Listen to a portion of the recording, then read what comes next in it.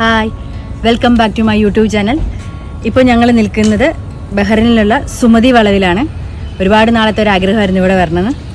അപ്പോൾ ഞങ്ങളിപ്പോൾ ഇവിടെ എത്തിയിരിക്കുകയാണ്. നമുക്കെന്നാൽ അതിൻ്റെ ഉള്ളിലേക്ക് പോവാം. വാ. രണ്ട് സൈഡിൽ ചുറ്റിനും മരങ്ങളല്ലേ.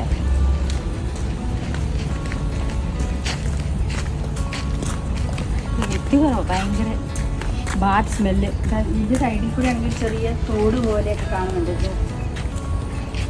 അതിലെല്ലാം വേസ്റ്റ് നിറച്ചിട്ടിരിക്കുക. ഇവിടെ വന്ന ആൾക്കാരെല്ലാം വേസ്റ്റ് ഇട്ടിട്ട് പോകുന്നതെന്ന് എനിക്ക് തോന്നുന്നു. ഭയങ്കര സ്മെല്ലടിക്കുന്നു.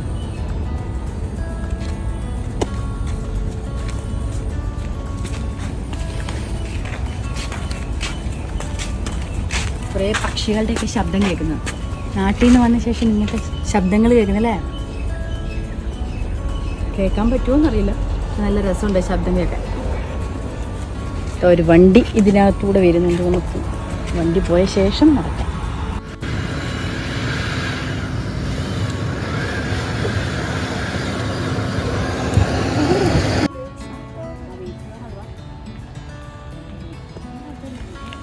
സുമതി വളവ് എന്ന് കേൾക്കുമ്പോൾ നമുക്ക് മലയാളികൾക്ക് ശരിക്കും ആദ്യം ഓർമ്മ വരുന്നത് തിരുവനന്തപുരത്തെ സുമതി വളവാണ്. പേടിപ്പിക്കുന്ന സുമതി വളവ്. എന്നാൽ ബഹ്റിനില് ഇങ്ങനൊരു സ്ഥലമുണ്ട്. ശരിക്കും പറഞ്ഞാൽ കർസാക്കാൻ എന്ന സ്ഥലത്ത് പച്ചപ്പ് നിറഞ്ഞതോടെയാണ് മലയാളികൾ ഇതിന് സുമതി വളവ് എന്ന് പേരിട്ടത്. ശരിക്കും ഗൂഗിളിൽ പോലും നമുക്ക് അങ്ങോട്ടേക്ക് എത്തിപ്പെടണമെങ്കിൽ സുമതി വളവ് എന്ന് അടിച്ചു കൊടുത്താൽ ശരിക്കും ഈ സ്ഥലത്ത് നമുക്ക് എത്തിച്ചേരാൻ പറ്റും. മലയാളികൾ പേരിട്ടതിന് എനിക്ക് തോന്നുന്നു യാതൊരു തെറ്റില്ല എന്ന് തോന്നിയിട്ടുണ്ട്. കാരണം എന്താണെന്ന് വെച്ചാൽ ഇതിൻ്റെ ഉള്ളിൽ ചെല്ലുമ്പോൾ ഒന്നാമത് ജനങ്ങളാരും ഇല്ല.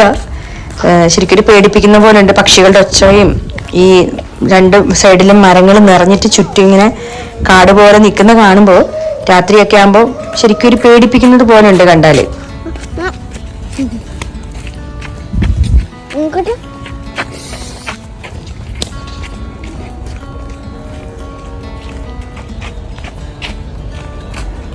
ഇത് പകല് വന്നാലേ ഇങ്ങനെ കാണാൻ പറ്റും. രാത്രി വന്നാൽ ഇങ്ങനെ ഇരുട്ടത്തൂടെ നടക്കാൻ പോലും പറ്റിയെന്നാണ്.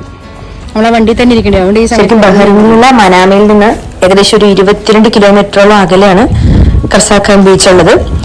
അപ്പൊ ഈ ബീച്ച് ഇപ്പൊ ശരിക്കും പറഞ്ഞാൽ ഫോട്ടോഷൂട്ടിനും മറ്റു ആൽബങ്ങളൊക്കെ ചിത്രീകരിക്കാൻ വേണ്ടിയിട്ടൊക്കെ ഇവിടെ ആൾക്കാർ വരാറുണ്ട്. പെരുന്നാള്, മുസ്ലിംസിന്റെ പെരുന്നാളൊക്കെ ആകുമ്പോഴാണ് കൂടുതൽ ആൾക്കാർ. അതുപോലെ അതേ സമയത്ത് അവിടെ കുതിരസവാരിയും കാര്യങ്ങളൊക്കെ ഉണ്ട്. അപ്പൊ ഞങ്ങൾ പോയ സമയം അങ്ങനത്തെ വിശേഷപ്പെട്ട സമയങ്ങളല്ലാത്തത് കൊണ്ടാകുന്നു അധികം തിരക്കോ കാര്യങ്ങളൊന്നും ഇല്ലായിരുന്നു.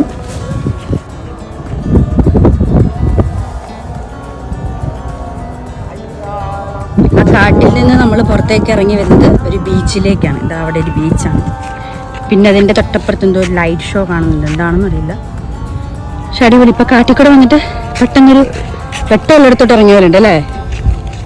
നല്ല ഭംഗിയുണ്ട്. സ്വന്തമായിട്ട് വണ്ടിയുള്ളവരൊക്കെ വന്നാൽ വണ്ടിയൊക്കെ ഇവിടെ ഇട്ട് കുറേ സമയം ഇതാ വണ്ടി വൈകുന്നേരം കുറച്ച് നേരത്തെ വരിക. എന്നിട്ട് അതിൻ്റെ ഉള്ളിൽ കൂടെ ഇവിടെ വരിക. ബീച്ചിൽ കുറച്ച് സമയം സ്പെൻഡ് ചെയ്യുക. എന്നിട്ട് ഇരുട്ടാകുമ്പോൾ തിരിച്ചു പോവുക.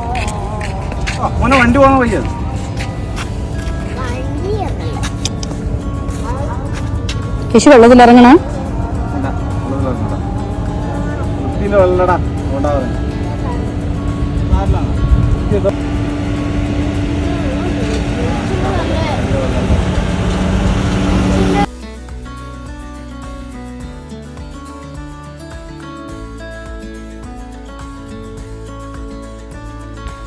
ഇത് ആൾക്കാർ ഇറങ്ങുന്ന ബീച്ചാണോന്ന് അറിയില്ല. ഞങ്ങൾ പോയപ്പോൾ ആരും അവിടെ ഇറങ്ങിയിട്ട് കണ്ടില്ല. കേശുവിന് പിന്നെ ബീച്ച് കണ്ടു കഴിഞ്ഞാൽ അവിടെ ഇറങ്ങണം എന്നൊരേ നിർബന്ധം. അപ്പം ജയശേട്ടൻ പോയി കാണിച്ചു കൊടുക്കുകയാണ്. അത് സൈഡിലൊക്കെ ചെളിയാണ്. ഇറങ്ങി പോയിട്ടുണ്ട്. കാല് താന്നു പോകും. പിന്നെ തിരിച്ച് കയറി വരാൻ പറ്റില്ല എന്നൊക്കെ പറഞ്ഞ് അവനെ പിന്തിരിപ്പിക്കാൻ നോക്കുക. അതിനെ ശരിയാണ്. അവിടെ ഇങ്ങനെ അത്യാവശ്യം ചെളി പോലെ കാണുന്നുണ്ട്. കാല് വെച്ചിട്ടുണ്ടെങ്കിൽ ചിലപ്പോൾ കാല് അതിലേക്ക് താന്നു പോകാൻ ചാൻസ് ഉണ്ട്. പിന്നെ ഈ കടലിലെ വെള്ളമാണെന്നാണ് തോന്നുന്നത്. നമ്മൾ ആ ഫോറസ്റ്റിൻ്റെ ഉള്ളിൽ കൂടെ വരുമ്പോൾ ഒരു ചെറിയ കൈത്തോട് കാണുന്നില്ലേ, അതിൽ കൂടെ ഒഴുകുന്ന വെള്ളം ഈ കടൽ വെള്ളമാണെന്നാണ് തോന്നുന്നത്.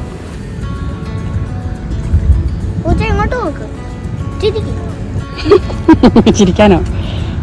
കയറി പോവുക. ജീവനും കളഞ്ഞോടുക.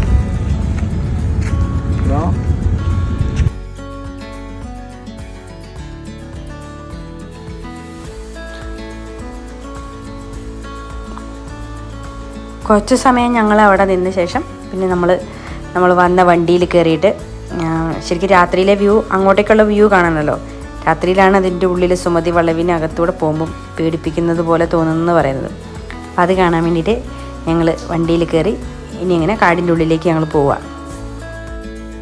പുറത്തുനിന്ന് വരെ വണ്ടികളോ കാര്യങ്ങളോ ഒന്നും ഇല്ലാത്തത് കൊണ്ട് ശരിക്കും ആ പേടിപ്പിക്കുന്നൊരു ഭീകര അന്തരീക്ഷം തന്നെയുണ്ട്. നമ്മുടെ മുന്നിലൊരു വണ്ടി പോവുകയാണെങ്കിൽ ചിലപ്പോൾ നമുക്ക് അങ്ങനത്തെ ആ ഒരു ഭീകരത തോന്നൂല. നമുക്ക് ഭാഗ്യം കൊണ്ട് നമ്മുടെ മുന്നിൽ വണ്ടികളൊന്നും ഇല്ലാത്തത് കൊണ്ട് ശരിക്കും ഒരു പേടിപ്പിക്കുന്നൊരു രീതി തോന്നി അവിടുന്ന്. ഞങ്ങൾ പിന്നെ ഇവിടെ വണ്ടി നിർത്തിയിട്ട് ഇവിടുന്ന് കുറച്ച് ഫോട്ടോസൊക്കെ എടുത്തു. നല്ല രസമുണ്ടായിരുന്നു. അങ്ങനെ നമ്മുടെ സുമതി വളവൊക്കെ കണ്ട് സുമതി വളവിൽ നിന്ന് പുറത്തിറങ്ങിയിരിക്കുകയാണ്. ഒരുപാട് നാളത്തെ ഒരു ആഗ്രഹമായിരുന്നു ബഹ്റിനിലെ സുമതി വളവ്. നാട്ടിലാണെങ്കിൽ തിരുവനന്തപുരത്ത് സുമതി വളവ്. ബഹ്റിനിലെ ഈ സുമതി വളവ് കണ്ടപ്പോൾ ചെറിയൊരു പേടിയൊക്കെ തോന്നി. രാത്രിയിൽ ലൈറ്റൊക്കെ ഇല്ലാണ്ട് ഇവിടെ നിൽക്കാൻ കുറച്ചൊരു പേടി ഉണ്ടാവും എന്നെ പോലുള്ളവർക്ക്. അപ്പോൾ ഇത്രയും ഉണ്ടായിരുന്നുള്ളൂ ഇന്നത്തെ വീഡിയോ. പുതിയൊരു വീഡിയോയുമായി പുതിയൊരു സ്ഥലത്ത് ഉടൻ തന്നെ കാണാം. ബായ്.